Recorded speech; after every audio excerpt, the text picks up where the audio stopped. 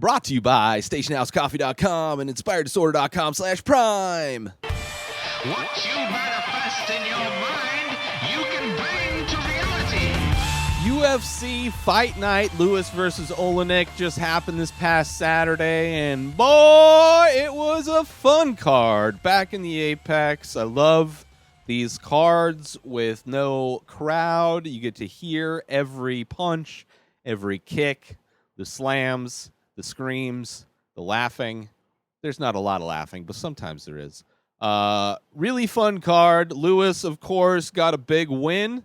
A very scary first round. I was very nervous. I was hoping Lewis would win. I'm a huge Derek Lewis fan and love that he's on this run of wins. And he looked probably the best he's ever looked, despite the first round being on the bottom with one of the scariest submission guys, Oleinik, who gives like these scarf holds. I mean, or he's going for a scarf hold, but he gets these Ezekiel chokes from the bottom, like crazy, chokes everybody out. And had Lewis in a choke a couple times that Lewis, after the fight, said almost put him out. So I'm glad he was able to survive.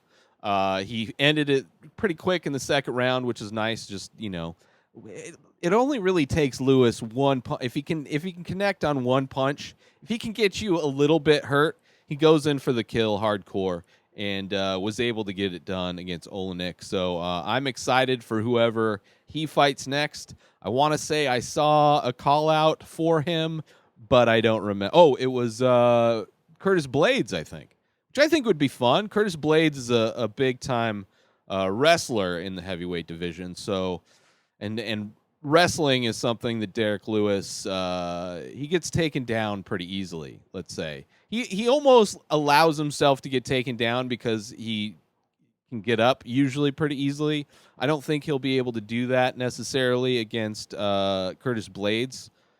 So that fight, I would not be very hopeful for Derek. I would want him. I actually like both of those guys, but I don't know. I don't like that fight for Derek Lewis, but you never know. It's still, with times as they are, there's probably not that many heavyweights available to fight. Chris Weinman fought again at middleweight.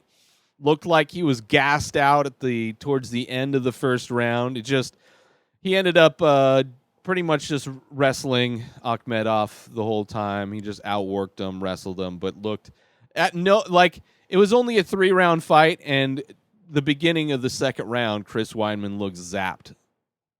So I don't know. I have no desire to watch him fight like a main event. I don't want to see him fight 5 rounds. I don't think there's any reason or possibility of him getting a belt. But he, he's still in the game. He finally got a win after I don't know how many losses it's been for Chris. Kind of one of those fighters. It's a bit overrated, I think. So he had 2 losses. Let's just say that he's won twice. He beat Akhmedov this past Saturday. He beat Kelvin Gastelum back in 2017. Those are the only 2 wins he's had since May 23rd of 2015 when he beat Vitor Belfort. Then he lost to Luke Rockhold, which is probably the most overrated fighter of all time. Yoel Romero, everybody loses to. Mousasi's great. Jacare, of course, in the lightweight. I don't know. So not impressed with Weinman's performance. I am not impressed with your performance, Mr. Weinman. But nonetheless, a win's a win, so good for him.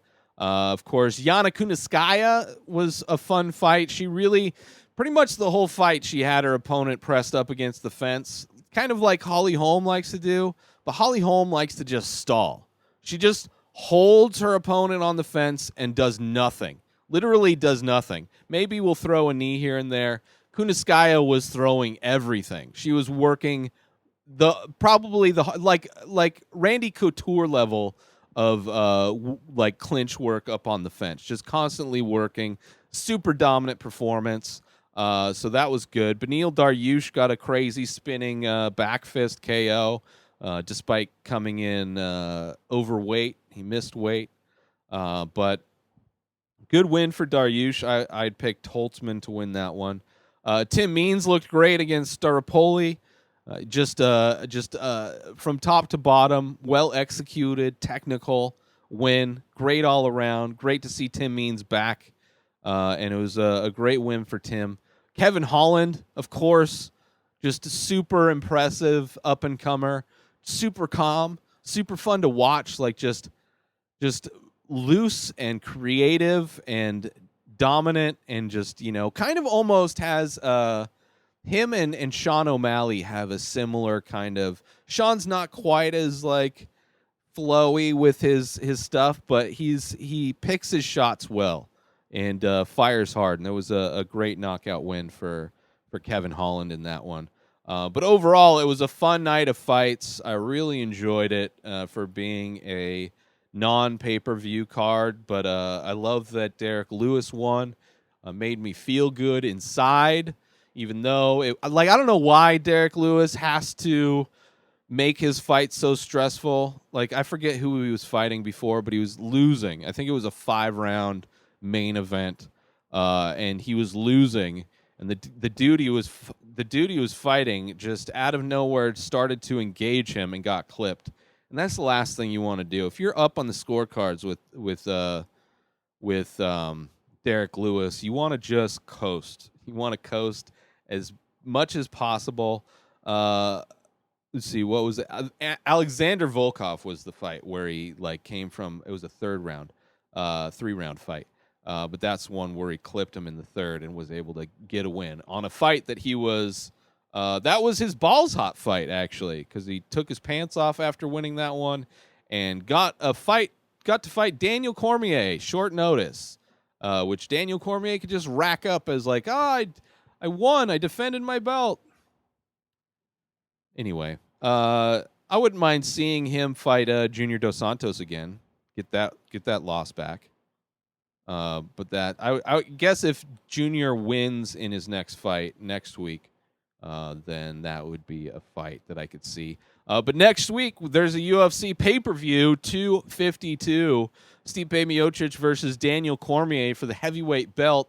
I am super hoping Stipe gets a dominant knockout win, early first round. I enjoy Cormier. I have a lot of respect for Cormier, but there is this overwhelming passion for Cormier. Everybody that works with him, they all love him. I had to stop listening to Ariel Helwani's podcast because it's just a constant love fest with Cormier. And Cormier, if you look at his record, he's probably has the best management out of everybody for specifically and strategically picking off fighters throughout his career on low points. Fighting Derek Lewis on short notice is clearly kind of a move that he would make. But when he tried to fight and beat John Jones, it was 2 times in a row, not happening. And DC fans keep wanting the third fight to happen for some reasons. The dude lost twice. I don't need to see a third fight. I don't need to see it. This one, they both have a win. Stipe was able to come back in the final, or maybe the third round the last time they fought, and was able to get a finish. And then Cormier obviously got the knockout in the first fight. But looking forward to that rematch, especially in the smaller cage. I'm going to be nervous because I'll be rooting for Stipe. Sean O'Malley is back versus Marlon Vera. Sean O'Malley looking amazing as always, and very active now that he's off suspension and taking advantage of all of these UFC cards that are just kind of cranking through. So I'm looking forward to that. I got my pick on Sean O'Malley for that one. Junior Dos Santos versus Jairzinho Rozenstruik. I got Rozenstruik. I mean, I like Junior, but he's getting a little old, and Rozenstruik's one of those guys where if he clips you, you're going out. So that should be a fun one since they are both strikers. John Dotson's always fun to watch. He's fighting Merab Dvalishvili. That's a crazy fight. John Dotson mentally breaks in so many of his fights recently that just kind of a bummer. And then Magomed Ankalaev versus Ion like Lion and Zion Kutalaba. Should be fun. Ion Kutalaba's always fun. Jim Miller's back. Should be a fun fight. Ashley Yoder, Felice Herrig. Haven't seen her fight in a while. Looking forward to the fight next week. Pay-per-view, 252, UFC from Vegas, Apex Theater, Vegas. Let's do it! Be sure to check out our sponsor, Station House Coffee, on Instagram and stationhousecoffee.com. If you're looking for amazing, premium, single origin, small batch coffee, you want to order that coffee, you want that coffee brewed in Vermont, you want that coffee shipped directly to you, then I recommend going to stationhousecoffee.com and ordering yourself some amazing coffee, and follow Station House Coffee on Instagram. Also, get 30 days free of Amazon Prime by going through my link, inspireddisorder.com/Prime. Of course, everybody knows what you get with Prime. You get free 2-day shipping. You also get streaming on millions and billions of movies and TV shows. You get to borrow Kindle books and so many more things, like streaming music. So many things when you get Amazon Prime, and you could try it out for 30 days when you go through my link, inspireddisorder.com/Prime. Go through my link and sign up now, inspireddisorder.com/Prime. New episodes of The Ray Taylor Show come out every single day. Subscribe on IGTV, YouTube, and everywhere else podcasts are found. Binge the full week ad-free over at patreon.com/inspireddisorder. Buy Ray Taylor Show merch over at inspireddisorder.com, and follow Ray Taylor Show on Instagram. Have a wonderful day, everybody. Peace out!